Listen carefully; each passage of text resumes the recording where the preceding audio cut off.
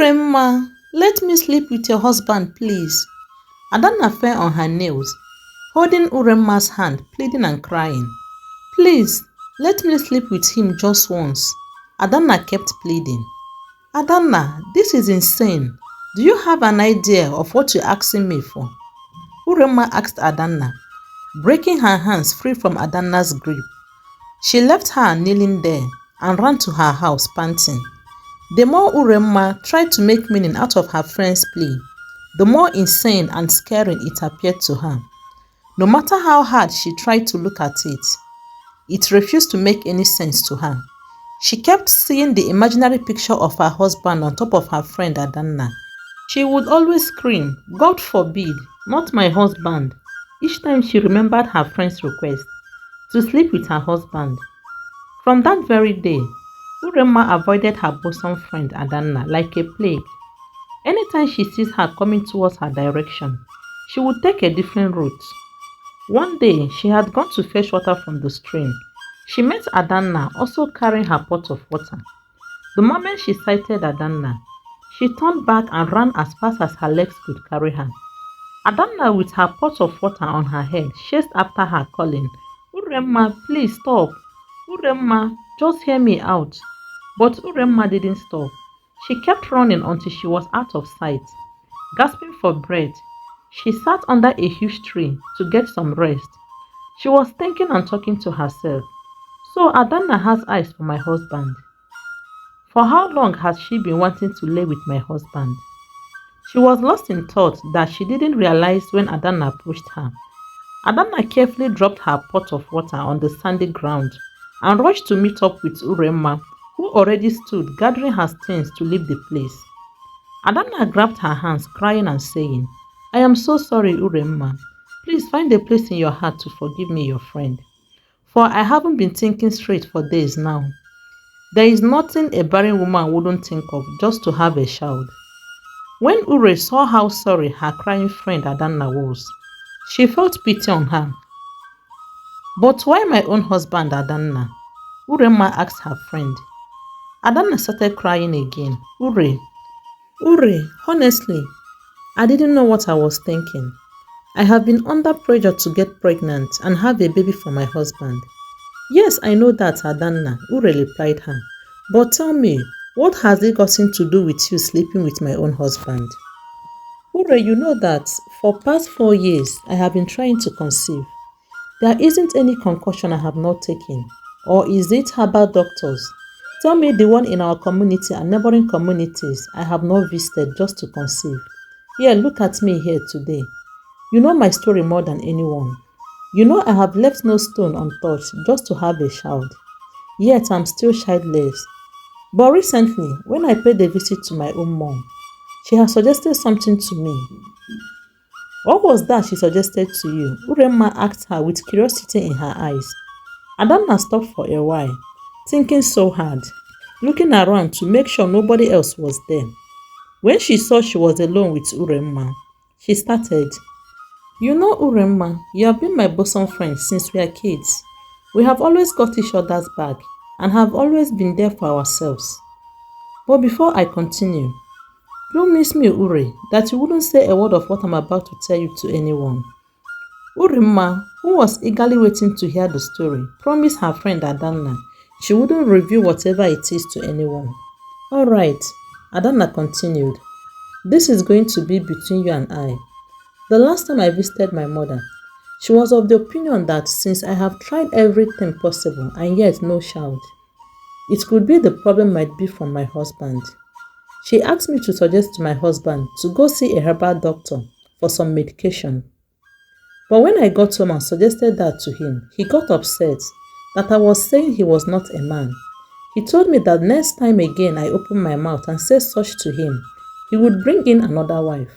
Adanna narrated to her friend Ure, crying. Uremma went to her, trying to console her. "I am really sorry, Adanna. Please stop crying. I believe the gods will soon wipe your tears." But Adanna continued to cry, telling Uremma, "Ever since that day my husband said those things to me, I have been heartbroken. A lot of things has been going on in my head. There is nothing I have not thought about. To the extent I thought about meeting another man to know if I can get pregnant, so that I'll be really sure where the problem is coming from. No, Adanna, you must not do that. You are taking this too far. Please erase that thought from your memory. Meeting another man should be out of it. Uremma pleaded with her. Then what must I do, Ure? Adanna cried. Tell me, Ure, where do I go from here? There is nothing I have not passed through in the hands of people, especially my husband's family, because I don't have a child. My husband too is not left out. His friends use every opportunity to indirectly remind him he doesn't have a son. Ure, my life has been torn apart. Uremma knelt down too, held her bosom friend, consoling and wiping her tears. She was deeply hurt seeing her friend Adanna in such situation. She didn't know when she joined her to cry. Adanna continued, "This was the reason I begged you to let me sleep with your husband. Not that I have eyes for your husband or wanting to take him away from you. You know I will never come after your own husband, Uremma. But I just want to try sleeping with another man to see if I am really barren or not." Ure stood up slowly, looking at her friend Adanna. "Adanna, you shouldn't do that. Keep trying to have a baby with your husband. I believe the gods of our land will surely remember you one day," Ure said to her friend. "But Ure, for how long will I go through this torture? For how long should I keep waiting on the gods? I have performed so many sacrifices to appease the gods, yet they have refused to grant me just one thing. They have refused to bless me with a child. Ure, please, don't discourage me. I want to seek for solution from a different direction. My mind is made up. I want to try another man. Maybe my husband is not capable." When Ure saw how serious her friend was, she knew nothing she would say would ever make Adanna change her mind. She asked Adanna, "But why my husband out of the thousands of men out there?" "Ure, is because first, it's proven that your husband is not impotent. You have two handsome sons that look exactly like him, and a beautiful daughter as well. Just 4 years in the marriage. Again, I don't want someone that will blow everything open in the future. I want it to be a secret I go to my grave with." Ure was weak. Without saying another word to Adanna, she got up and picked her things. Leaving Adanna there, she headed home. No matter how best of friends she and Adanna were, she couldn't imagine her husband on top of her in their bed. Again, how can she even agree to a thing like this? What would she tell her husband? A lot was going on in her head. She became angry with Adanna for putting her in such state. She vowed never to have anything to do with her again. That was how she ended her friendship with Adanna. Her husband had asked her time without number why he hadn't been seeing Adanna coming to pay them a visit like before. She had refused to tell her husband what transpired between her and Adanna. She told herself that even though she was not going to be friends with Adanna again, she must keep her secret. Throughout that year, she waited to see Adanna with pregnancy, but Adanna's stomach was as flat as ever. She thought to herself, is it that she doesn't want to carry out her plans again? Or she did carry it out, but she realized the fault is from her. She wanted to know so bad, but she can't go and ask her that. The following year, Adanna's stomach remained flat. With time, she began to forget about her dear friend Adanna. She couldn't even remember the last time she saw her. One evening, she had left her house to go to the stream to fetch water for the family.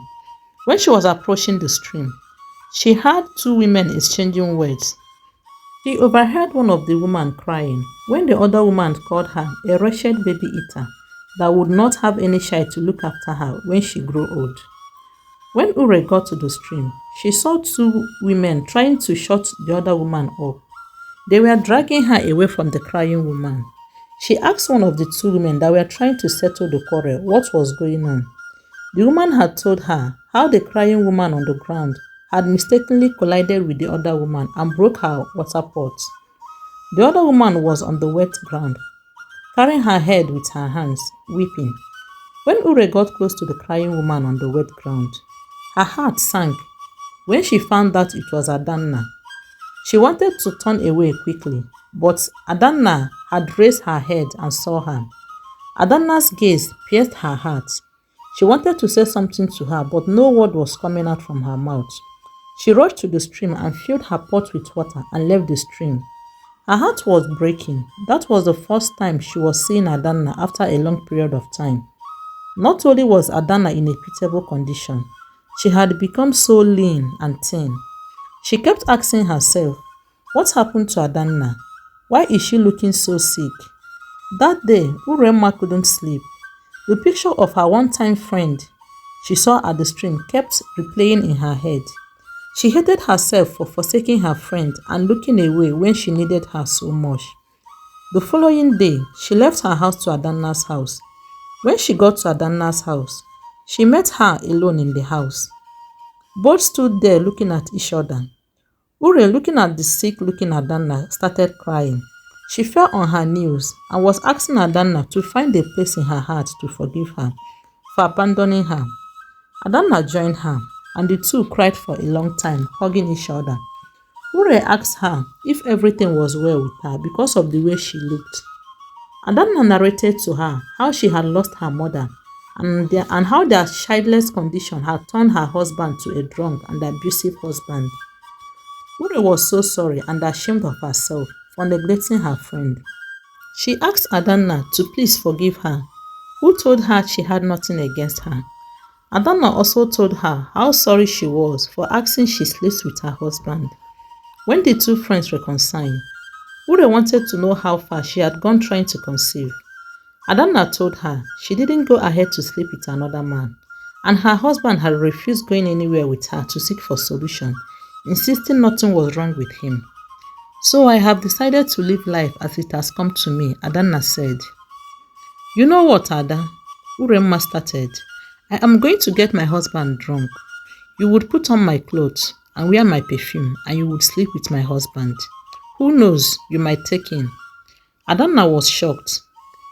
That was the last thing she ever expected to hear from Uremma. She started to cry again, telling Uremma not to bother so much about her not having babies because she had made peace with it. But Uremma insisted. Finally, both agreed that it would only happen once and must be a secret between both of them. On the agreed date, Ure prepared her husband his favorite food, bought a keg of palm wine and brought to her husband, who asked his wife what she was celebrating that evening. Uremma had laughed and told him she was just trying to be a good wife to him. When her husband finished eating, she made him consume too much wine till he got drunk. She led him into the room, took him to the bed. When she wanted to leave the room, her husband held her, but she lied to him she wanted to get something she left outside and she would be back in a short while. When she left the room, she went to her own hut, where Adanna, who was already putting on her clothes and perfume, had been hiding. She made sure nobody was outside the compound that night before both of them came out of the room and headed towards her husband's hut. When they got to the door, she asked Adanna to go in, that she would wait for her at the door. Adanna, who was trembling, entered the room and slipped into the bed, making sure not to utter a word during the whole act, afraid that the man would recognize her. After some minutes, Adanna came out of the room. She and Ure went back to Ure's hut, where she changed back to her clothes and headed home before her husband finds out she was not at home. 2 months after this happened, one morning, when Uremma was in the kitchen preparing breakfast for the family, she heard Adanna coming into her compound, calling her name and shouting, "Ure! Uremma, God has finally answered me. I am pregnant." Uremma left everything she was doing and rushed to meet her. "Adanna, what did I just hear you say?" Adanna repeated herself over and over again, dancing around the compound. Uremma was so happy for her, she joined her. Ure was so happy for her friend, she joined her in celebration. Her husband, who was in his room, came out of his room when he heard their voice and their songs. When he learned what happened, he was so happy for Adanna. The two friends vowed to keep this secret between each other. It is a secret they must carry to their graves, they concluded. When Adanna's husband found out his wife was with a child, he was so happy. He dropped his drinking habits and went back to loving his wife. He refused that his wife must do any house chores, afraid that his wife might lose the pregnancy. He asked his wife how this happened, and Adanna lied to him how she had been adding some fertility herbs she got from a herbal doctor to his food secretly. When he heard this, he was shocked. He told his wife to please forgive his strong head, that he thought he couldn't be the problem because all his brothers have children. Adanna gave birth to a very beautiful girl. Her husband, Oji, doesn't play with this girl. She named her Mma Sinashi. Ever since the birth of his daughter Mma, he felt fulfilled as a man. He was working so hard to take care of his daughter and his wife Adanna. A year after Mma was born, he went back to his wife and asked her to take him to the herbal doctor that administered the herbs she was adding to his food secretly, so that he would get the food treatment he needed. Adanna was happy. She seized the opportunity and took his husband to the herbal doctor her late mother recommended for her before her death. Oji started taking his medication serious because he wanted more children. 4 years after Mma was born, Adanna took in again. She couldn't believe it. She had since lost hope that her husband could impregnate her. She gave birth to a bouncing baby boy. Their home was filled with joy and happiness. She remained grateful to Uremma because to her, all this was possible because of Ure. But things took a different turn 19 years after, when Adanna and Uremma's secret came to haunt them. They saw their world crashing before their very eyes when Uremma's son and Adanna's daughter, Mma Sinashi, fell in love with each other and was planning their marriage. The two fathers were happy. As long as they were concerned, the two families had been friends for years and their children had made a great choice. Ure and Ada were running helter-skelter, insisting the marriage must not hold. Their husbands were so surprised and confused. They had thought that their wives would be very happy to know that their children would be marrying each other. Ure and Adanna were scared to their bones, especially when their husband gave the two lovebirds go ahead, telling them they have blessed the union already. The two friends didn't know who to run to for help and advice, and they dare not keep quiet and watch the two siblings marry each other because they know their land forbids that, and the land kills whosoever supports such abominable acts. Each of them tried talking to her son and daughter out of it, but they refused and insisted they must marry each other. Panic and anxiety gripped the two friends. Where do they go from here? They were asking themselves. They were praying to the gods to please create confusion between the two lovers. Before they knew what was happening, their husbands fixed dates for the marriage ceremony. It was at this point they know that they were heading to their end. Uremma and Adanna, left with no choice, agreed to call their husbands together and let the cat out of the bag. It was the most hardest decision and situation in their lives. When the two men came together to answer their wife's call, they had thought they were calling them concerning the upcoming marriage plans, but they got the shock of their lives. They were shocked when Adanna and Uremma revealed what they did 19 years ago. They were left dumbfounded. They couldn't believe their ears. After what seemed like ages, Oji, Adanna's husband, turned towards his wife and asked her, "What of your son? Who is the father?" Adanna, with tears in her eyes, was swearing with her life that he was the father to their son. What the two men had was more than what they bargained for. They left the two women there and walked away. They cancelled the supposed wedding that was meant to happen in the next 2 weeks, in 2 weeks' time. They told the two lovebirds they cannot marry each other because they found out the two families have blood ties. The two men, after much thought and deliberation, forgave their wives. The families kept the secret, not even their children knew about it. I hope you really enjoyed this video. If you are the one in Uremma's shoe, would you allow your friend to sleep with your husband? And if you are a man and your wife does something like this, how would you react to it? Please, we would love to know your opinions and thoughts in the comment section. Please kindly subscribe to our channel for more interesting tales. And don't forget to leave a like for us as well. Thank you so much for your time. Bye.